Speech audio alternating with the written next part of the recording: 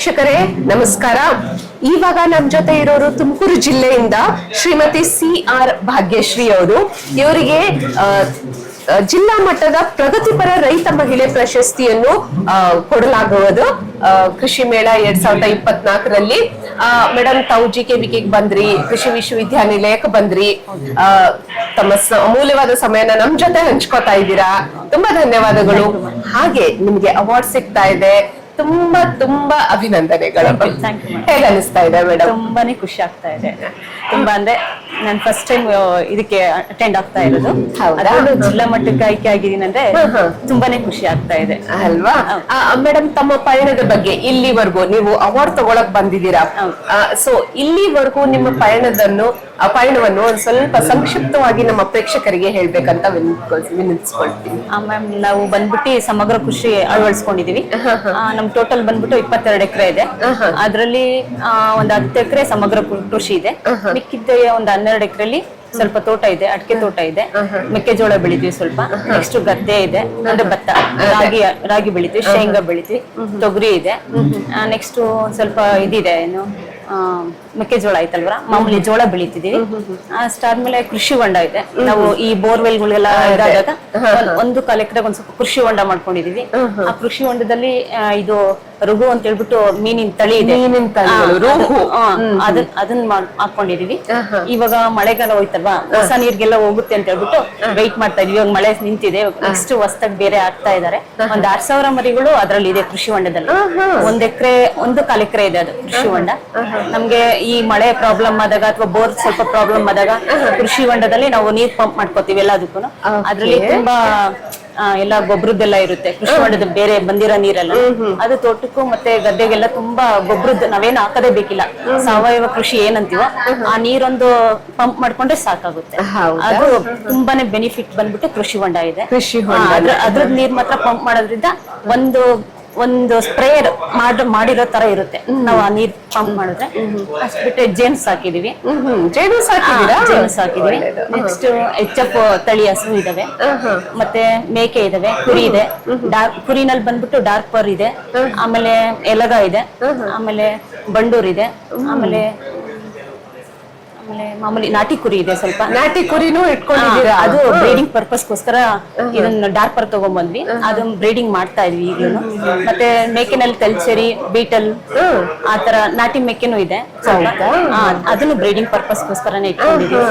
Next ಇದು ಈ madam ಇಷ್ಟೊಂದೆಲ್ಲ ಹೇಳ್ತಾ ಇದೀರಲ್ಲ, ಎಷ್ಟಿದೆ ಜಮೀನು ನಿಮ್ದು? 22 ಎಕರೆ ಇದೆ ಮೇಡಮ್. 22 ಎಕರೆ ಜಮೀನಲ್ಲಿ ಇದನ್ನೆಲ್ಲ ಮಾಡ್ಕೊಂಡು ಬೆಳೆಗಳನ್ನು ಯಾವ್ದಾವ್ದು ಹಾಕ್ತಾ ಇದ್ದೀರಾ ಮೇಡಮ್? ಜೋಳ ಹಾಕ್ತಿದ್ವಿ, ಮೆಕ್ಕೆಜೋಳ, ಭತ್ತ ಹಾಕ್ತಿವಿ, ರಾಗಿ, ಎಲೆ ಇದೆ, ಎಲೆ ತೋಟ ಇದೆ, ಅಡಿಕೆ ತೋಟ ಇದೆ. ನೆಕ್ಸ್ಟ್ ಬಂದ್ಬಿಟ್ಟು ರೇಷ್ಮೆ ಇದೆ. ನೆಕ್ಸ್ಟ್ ಇದು ಒಂದ್ 10 ಎಕರೆ ಸಮಗ್ರ ಕೃಷಿ ಬಂದ್ಬಿಟ್ಟು ಮಾವು ಇದೆ, ಮತ್ತೆ ದಾಳಿಂಬೆ ಇತ್ತು, ದಾಳಿಂಬೆ ತೆಗೆದ್ಬಿಟ್ಟಿದ್ವಿ ಇವಾಗ ರೀಸೆಂಟ್. ಅಡಿಕೆ ಹಾಕಿದೀವಿ, ಮತ್ತೆ ಆಮೇಲೆ ನಿಂಬೆ ಇದೆ. ಮಲ್ಟಿ ಕ್ರಾಪ್ ಮಾಡಿದೀವಿ, ಮಲ್ಟಿ ಕ್ರಾಪಿಂಗ್ ಸಿಸ್ಟಮ್. ಹೌದು. ಅದ್ರಲ್ಲಿ ನೆಕ್ಸ್ಟ್ ಗೋಡಂಬಿ ಹಾಕಿದೀವಿ. ಆಮೇಲೆ ಶ್ರೀಗಂಧ ಇದೆ, ಒಂದ್ 8 ಗಿಡ. ಮೇಡಮ್, ಎಲ್ಲ ಕೃಷಿ ವಿಶ್ವವಿದ್ಯಾಲಯದ ಎಲ್ಲ ನಾವು ಓದಿರೋದನ್ನೆಲ್ಲ ನಿಮ್ಮ ಜಮೀನಲ್ಲೇ ಕಾಣ್ತಾ ಇದೀವಿ.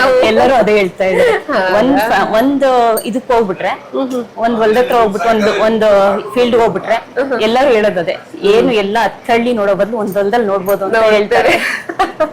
ಮೇಡಮ್, ಟೈಮ್ ಹೇಗ್ ತೆಗಿತೀರಾ ನೀವು ಇದನ್ನೆಲ್ಲ ಮಾಡ್ಕೊಳಿಕ್ಕೆ? ಮೇಡಮ್, ಸ್ವಲ್ಪ ಅರ್ಲಿ ಮಾರ್ನಿಂಗ್ ಬೇಗ ಹೇಳ್ತೀವಿ. ಬರೀ ಆಳ್ಗಳು ಅಂದ್ರೆ ಆಗಲ್ಲ, ನಾವು ಎಫರ್ಟ್ ತುಂಬಾ ಇರ್ಬೇಕು. ಅದು ಅವ್ರ 20% ಇದ್ರೆ ನಮ್ದು 80% ಇರ್ಬೇಕು. ಹೌದು. ಅವ್ರಿಗೋಸ್ಕರನೇ ನಮ್ಕಂಡ್ ನಾವ್ ಕೆಲಸ ಮಾಡಕ್ಕಾಗಲ್ವಲ್ಲ. ನಾವ್ ಎಷ್ಟ್ ಮಾಡ್ತೀವಿ ಅನ್ನೋದು ಮುಖ್ಯ. ಅದ್ ಹೇಳಿರ್ತಾರೆ, ಹಾಳು ಮಾಡೋದು ಹಾಳು, ಮನೆಯವ್ರು ಮಾಡೋದು ಅಲ್ವಾ? ಅದು ನಮ್ಮ ಮನೇಲಿ ಪ್ರೂವ್ ಆಗ್ತಾ ಇದೆ. ಅದಕ್ಕೆಲ್ಲ ಸಪೋರ್ಟ್ ಬಂದ್ಬಿಟ್ಟು ನಮ್ ಭಾವ ಇದಾರೆ, ಡಾಕ್ಟರ್ ಕಿರಣ್ ಅಂತ ಹೇಳ್ಬಿಟ್ಟು. ಅವರು ನಮ್ಮ ಮನೆಯವರು, ನಮ್ಮ ಅತ್ತೆಯವರೇ ಜಾಸ್ತಿ ಸಪೋರ್ಟ್, ಇನ್ಸ್ಪಿರೇಷನ್ ಕೂಡ ಅವರೇ. ಹೌದು. ನಿಮ್ ಫ್ಯಾಮಿಲಿಯಲ್ಲಿ ಎಲ್ರು ನಿಮ್ಗೆ ಸಪೋರ್ಟ್ ಮಾಡ್ಕೊಂಡು ಇಷ್ಟೊಂದೆಲ್ಲ ಮಾಡ್ಕೊಂಡಿದ್ದೀರಾ ಮೇಡಮ್. ಮೇಡಮ್, ಇಷ್ಟೊಂದೆಲ್ಲ ತಗೊಂಡ್ ಬರಕ್ಕೆ ನಿಮ್ ಜಮೀನಲ್ಲಿ ನಿಮಗೆ ಮಾಹಿತಿ ಎಲ್ಲಿಂದ ಸಿಗ್ತಾ ಇದೆ? ನೀವು ಯಾವ ಕಡೆಯಿಂದ ಇಷ್ಟೊಂದೆಲ್ಲ ಮಾಹಿತಿನ ತಗೊಂಡು ಮಾಡಿದ್ರಿ? ಮೇಡಮ್, ನಮ್ ಭಾವ ಡಾಕ್ಟರ್ ಕಿರಣ್ ಅಂತ ಇದಾರೆ. ಅವರು ಅವ್ರು ಹಿಂಗೆ ಯಾವ್ದೋ GKVKಲಿ ಬರ್ತಿರ್ತಾರೆ ಆಗಾಗ, ಮತ್ತೆ ಕೃಷಿ ಇಲಾಖೆಗೆ ಭೇಟಿ ಮಾಡ್ತಾ ಇರ್ತಾರೆ, ತೋಟಗಾರಿಕೆಗೆ ಭೇಟಿ ಮಾಡ್ತಾರೆ. ಅವರೆಲ್ಲ ಏನ್ ಮಾಹಿತಿ ಕೊಡ್ತಾರೋ ಅದನ್ನ ಸಲಹೆ ತಗೊಂಡ್ಬಿಟ್ಟು ಯಾವ್ದು ಚೂಸ್ ಮಾಡಿದ್ರೆ ನಮ್ಮ ಹೊಲಕ್ಕೆ ಯಾವ್ದು ಯೂಸ್ ಆಗುತ್ತೆ, ಒಂದ್ ಮಣ್ಣಿನ ಪರೀಕ್ಷೆ ಇದ್ದ ಹಿಡಿದು ಮಾಡಿಸ್ಬಿಟ್ಟು ಯಾವ್ದು ಸೂಕ್ತ, ಯಾವ್ದು ಹಾಕಿದ್ರೆ ಒಳ್ಳೇದು ಅನ್ನೋದನ್ನ ಅವ್ರು ಹೇಳ್ತಾರೆ ನಮ್ಗೆ. ಆಗ ನಾವು ಅದನ್ನ ಕಂಟಿನ್ಯೂ ಮಾಡ್ಕೊಂಡು ಹೋಗ್ತೇವೆ. ನಿಮ್ ಭಾವನವರೇ ನಿಮ್ಗೆ ದಾರಿ ತೋರಿಸ್ತಾ ಇದಾರೆ ಈ ವಿಷಯ ಕೃಷಿ ಕ್ಷೇತ್ರದಲ್ಲಿ ಮುಂದುವರಿಯಕ್ಕೆ.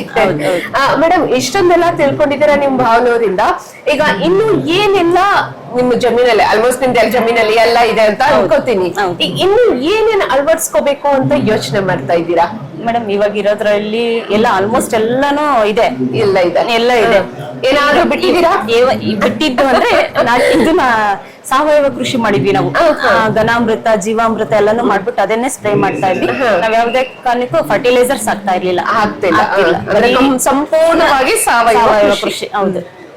ಒಂದು ಸಿಂಪರಣೆ ಇದ್ದ ಹಿಡಿದು ನಾವ್ ಏನೇ ಜೀವಾಮೃತನೇ ಸಿಂಪರಣೆ ಮಾಡ್ತೀವಿ. ಗೊಬ್ಬರ ಹಾಕ್ಬೇಕಂದ್ರೆ ಘನಾಮೃತನೇ ಹಾಕ್ತಿವಿ.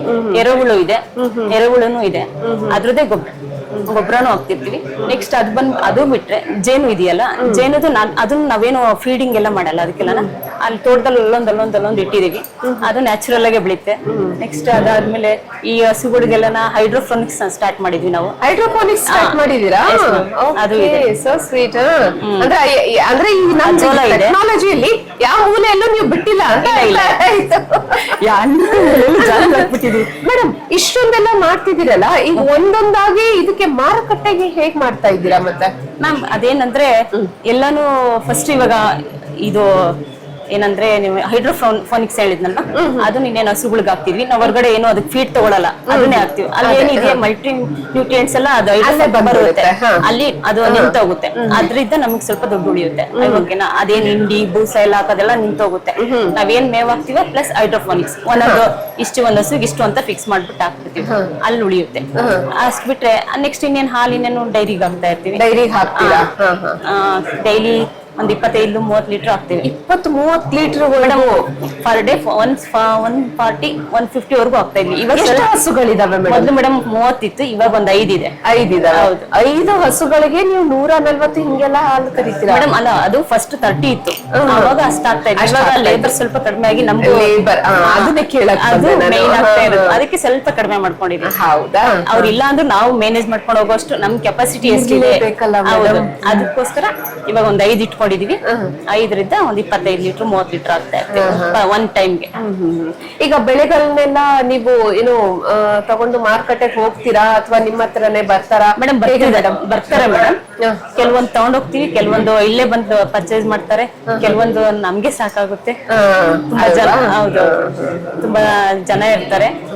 ಇವಾಗ ಅಡಿಕೆ ಅದೆಲ್ಲ ಬಂದ್ ತಗೊಂಡ್ ಹೋಗ್ತಾರೆ, ಎಲೆ ತಗೊಂಡ್ ಹೋಗ್ತಾರೆ. ಭತ್ತ ಇನ್ನೇನು ಅವರೇ ಬಂದ್ ತಗೊಂಡ್ ಹೋಗ್ತಾರೆ, ಕೆಲವೊಂದು ನಾವು ಇಟ್ಕೋತೀವಿ. ಹಂಗಾಗಿ ಮೆಕ್ಕೆಜೋಳ ನಿಮ್ಮ ಮನೆಗೆ ನಿಮ್ಮ ಜಮೀನ್ ಹತ್ರ ಬರ್ತಾ ಇದೆ. ಮೆಕ್ಕೆಜೋಳನು ಬಂದ್ ತಗೊಂಡ್ ಹೋಗ್ತಾರೆ. ಹೌದಾ? ಒಳ್ಳೇದು ಮೇಡಮ್. ಏನೋ ನನಗೆ ಹೇಳದೇ ಅವಶ್ಯಕತೆ ಇಲ್ಲ, ನೀವೇ ಈಗ ಯುವಕರಿಗೆ ಸ್ಫೂರ್ತಿ ಅಂತ ನೀವು ಹೇಳಿ ಒಂದು ಪಿಕ್ಚರ್ ಮಾಡ್ಕೊಟ್ಬಿಟ್ಟಿದ್ದೀರಾ ಮೇಡಮ್. ತುಂಬಾ ಖುಷಿ ಆಯ್ತು ನಿಮ್ ಜೊತೆ ಮಾತಾಡಿ. ಈಗ ನಮ್ಮ ಯುವಕರಿಗೆ ಏನನ್ನ ಹೇಳಕ್ ಇಷ್ಟ ಪಡ್ತೀರಾ? ಏನಿಲ್ಲ ಮೇಡಮ್, ನಾವ್ ಯಾವ್ದೇ ಒಂದ್ ಕೆಲ್ಸಕ್ಕೆ ಕೈ ಹಾಕಿದ್ರೆ ಅದು ಪ್ರಾಮಾಣಿಕವಾಗಿ ನಾವೇ ಮುಂದೆ ನಿಂತ್ಕೊಂಡು ಕೆಲಸ ಮಾಡ್ಬೇಕು. ವಿತ್ ಅದ್ರ ಬಗ್ಗೆ ಸ್ವಲ್ಪ ಚೆನ್ನಾಗಿ ತಿಳ್ಕೊಂಡು ಮುಂದೆ ಹೊರಬೇಕು. ಅದು ಲಾಸ್ ಆಗುತ್ತೆ ನಷ್ಟ ಆಗುತ್ತೆ ಅನ್ನೋದಲ್ಲ, ಫಸ್ಟ್ ನಮ್ ಪ್ರಾಮಾಣಿಕತೆ ಇರ್ಬೇಕು.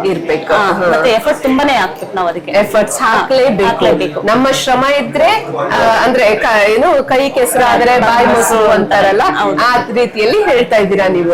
ಒಳ್ಳೇದು ಮೇಡಮ್, ತುಂಬಾ ಖುಷಿ ಆಯ್ತು. ತಮ್ಗೆ ಜಿಲ್ಲಾ ಮಟ್ಟದ ಪ್ರಶಸ್ತಿಯನ್ನು ಪಡ್ಕೊತಾ ಇದ್ದೀರಾ. ತುಂಬಾ ಅಭಿನಂದನೆಗಳು.